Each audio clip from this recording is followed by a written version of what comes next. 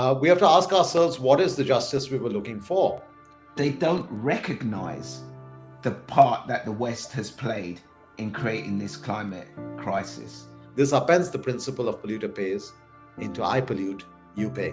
It feels like they're in denial. And if they're in denial, how can we move on? We have, by some estimations, crossed the 1.5 threshold. And the debt that the developing world is being stranded with, and how it's really restricting progress. If there is anthropogenic climate change, then there is anthropogenic change in our actions.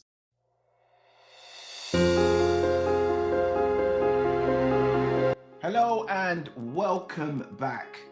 So today's conversation is about one of the most urgent and contentious issues in the climate crisis, and that's global equity. So as the world looks to COP30 in 2025, the divide between wealthy nations and the global south remains a major obstacle to meaningful progress.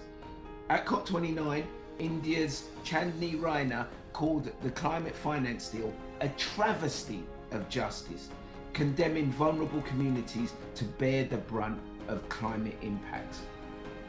My guest today is Dr. Arunabha Ghosh, CEO of the Council on Energy, Environment and Water, CEEW, one of Asia's leading climate policy institutions.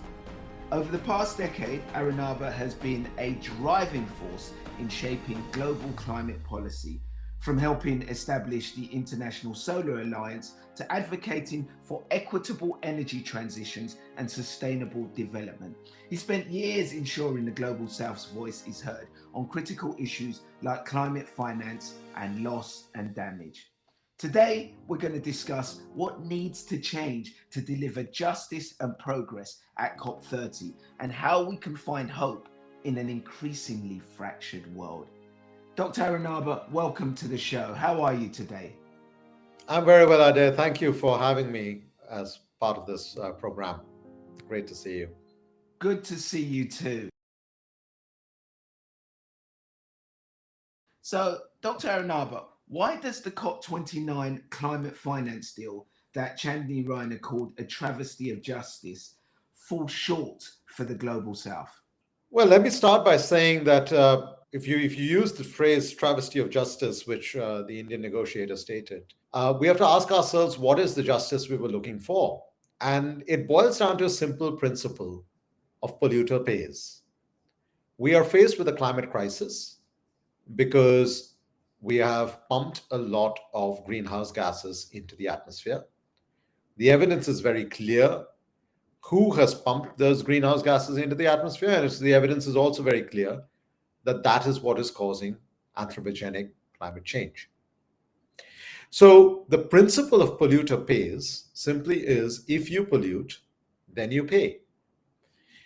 The deal that was forcibly gavelled through at COP29 actually upends that principle and presents us with a perverse alternative, which is that I pollute and you pay. And this is why it's a travesty of justice, simply because it goes against all notions of natural justice. That someone is committing an act of commission or an act of omission, whether you realized it in the past or not, you certainly realize it now. And we also recognize that climate change is an outcome of the cumulative amount of greenhouse gases that are in the atmosphere. Not that a few developing countries are now leading contributors to greenhouse gases. The bulk of the greenhouse gases in the atmosphere have come from developed countries, and they should pay. Instead, not only did they offer $300 billion when the ask was $1.3 trillion, we also had this language led by developing countries, but implying that developing countries should also start contributing the money. As I said, this upends the principle of polluter pays into I pollute, you pay. And that's why it's injustice. It feels to me like there is, I don't know, maybe a willful or purposefully misunderstanding of what justice is and the situation that we are in the world. For many people I speak to in the West, they don't recognize the part that the West has played in creating this climate crisis. It feels like they're in denial. And if they're in denial, how can we move on? Uh, I'm uncomfortable with this language of moving on because it suggests that, uh, life's unfair, let's just move on. I'm uncomfortable with it for two reasons. One, because developing countries and emerging markets are already moving on. And that is the first thing that is not being recognized.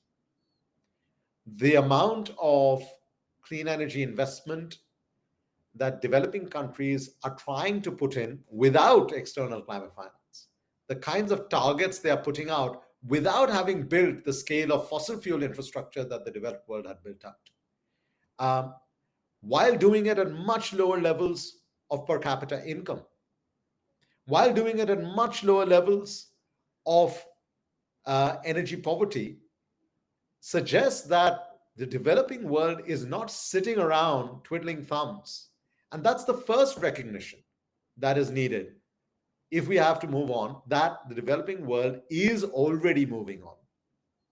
It could move faster, but it's already moving on. Nearly 90% of global electricity demand, additional electricity demand over the next 2 decades will come from the developing world. It's in these places also that while there is some fossil fuel infrastructure, a country like mine has, within the last decade, become the world's fourth largest renewable energy market.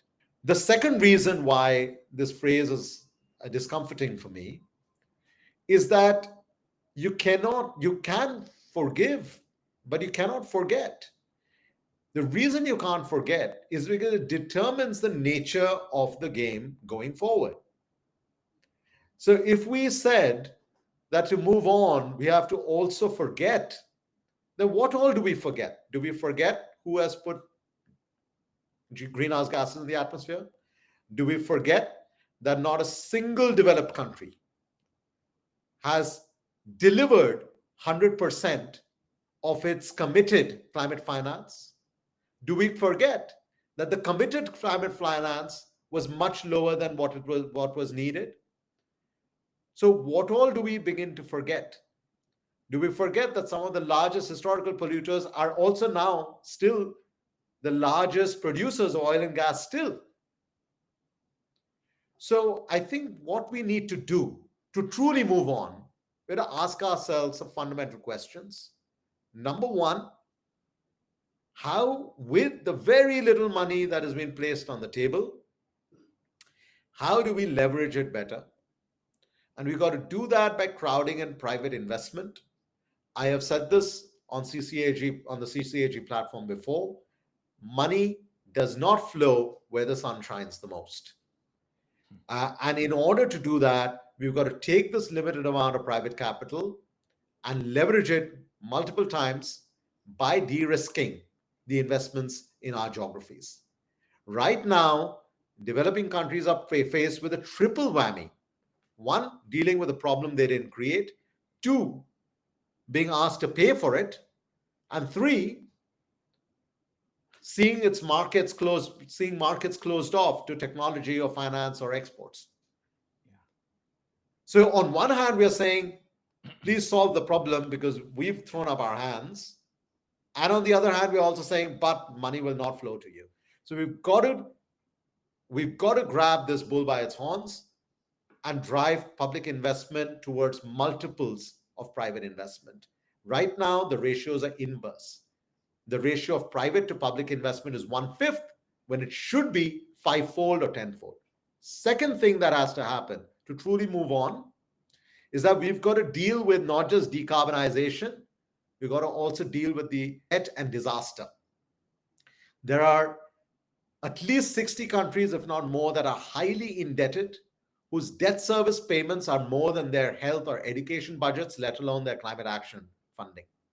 If we don't resolve the debt crisis for these economies that are also highly vulnerable, it is impossible to put the arithmetic together to see where they will find the resources for climate action. So finding a solution for debt is good for the macroeconomy, and it's also good for the climate economy. Number three, in order to genuinely move on, we've got to look at the real impacts of climate change. And climate change is not just one extreme weather event. My organization, CEEW, we put out a report on loss and damage just at the beginning of COP29, which says that about 60% of the extreme events around the world, we're not even counting the real economic damage. When it comes to small island developing states or least developed countries, that ratio is going up to 80, 85%. So we are not estimating the real impact on the economy, and therefore we are underestimating what is needed for loss and damage. And then we see that the money that is being put towards loss and damage is 1/4 of 1% of what is needed. And finally, in order to move on to a different horizon, we also have to look inwards within developing countries. How do we green our own financial ecosystems to move beyond incentives to instruments and to new institutions that can crowd in public and private capital into greener and greener investments? And that is a task that developing countries have to do regardless of what happens outside. So the point is not about just pointing fingers elsewhere. We've got to sort out our own home, but it is also essential that the very minimal amounts of public capital that's put in is leveraged for private, that we are able to provide for loss and damage, and that we're able to resolve the debt crisis, which frees up the fiscal space for these economies to genuinely move towards a greener future. I want to move on and talk a little bit about COP30. Look, I'll be honest with you. There's been a lot of growing disillusionment around the COPs as to whether the COPs really achieve anything. And I don't want to be someone who's constantly bringing a downer on the conversation, but we know this is pretty serious. But Brazil's President Lula has said that COP30 is potentially our last chance to prevent irreversible climate damage. Now, Arunabha, do you think this is true? And if so, what absolutely needs to happen to make COP30 a turning point and restore the public's confidence back again in COP30 and seeing it as a process that is really going to come up with some solutions? For some, maybe that last chance is already passed, because we have, by some estimations, crossed the 1.5 threshold. But I don't want to frame it as first chance or last chance or the second last chance. I think it is incumbent on us to not give up on our agency. If there is anthropogenic climate change, then there is anthropogenic change in our actions that we are morally obliged to push for. So how do we deal with this? I would say that the nature of COPs have to shift from commitments to actions. A bank is somewhere where we go and deposit our money. And when everyone deposits money in that bank, the bank flourishes because it's able to lend out that money and capitalize on what resources are there. When we lose trust in the bank, I start pulling out my money and you start pulling out your money, and then everyone pulls out their money and there is a run on the bank. I think there's a risk that if COPs are used as a bank where we only deposit commitments, at some point they will lose their value if those commitments are not converted into action. And then we will start exiting that process. It could be a walkout in a negotiation, or it could be something far worse. The way to save this is to convert the COPs into a bank of actions. The actions will happen elsewhere. The actions will happen in country. It will happen bilaterally. It will happen in plurilateral settings. Some will focus on renewables, some will focus on green steel, some will focus on electric mobility, some will focus on battery manufacturing. And I've written about this.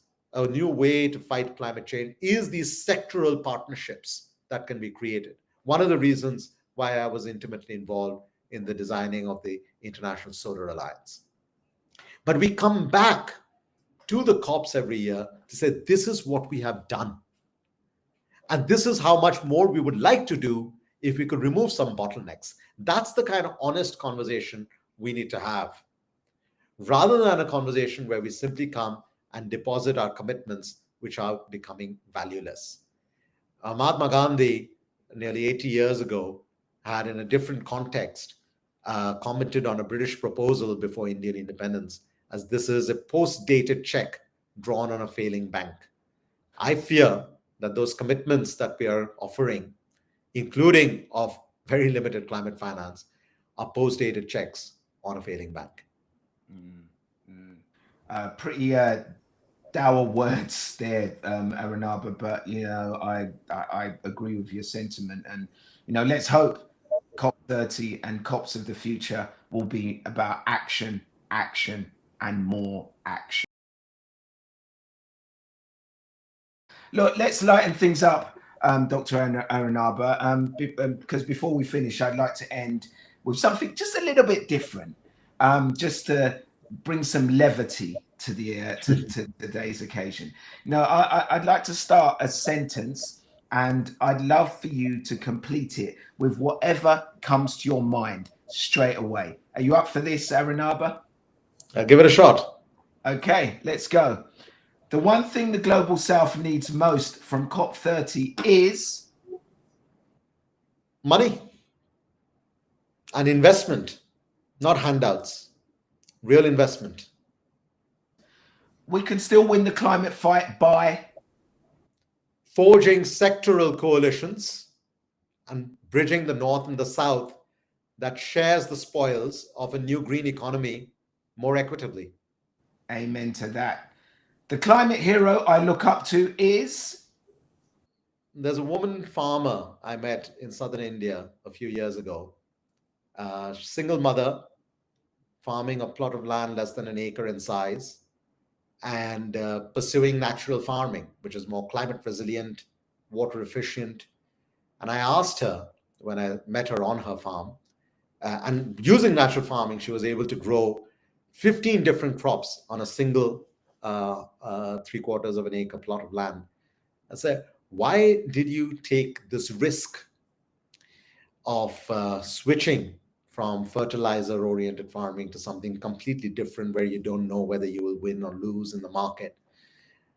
And she said, in my native tongue, there is a saying, when we lose something, we also look in our land around us for the solutions. I think ultimately the climate conversations that we prioritize so much in terms of the international negotiations, while important, should not distract our attention from the millions of such people and small enterprises that are trying to find local solutions, even when no one's coming to help them. And if we can try and shine the spotlight on the courageous actions of those who have nothing, rather than applaud the empty words of those who have a lot, we might be able to realize where real climate leadership lies. A truly fitting climate hero. Thank you so much, Dr. Arunabha, for such an insightful conversation. It's clear that achieving climate justice will require bold action, but also collaboration and empathy on a global scale. To our viewers, let today's conversation be a reminder that equity and justice are at the heart of solving the climate crisis. So thank you for tuning in. We'll see you next time for more CCAG conversations about the fight for our planet's future. Thank you.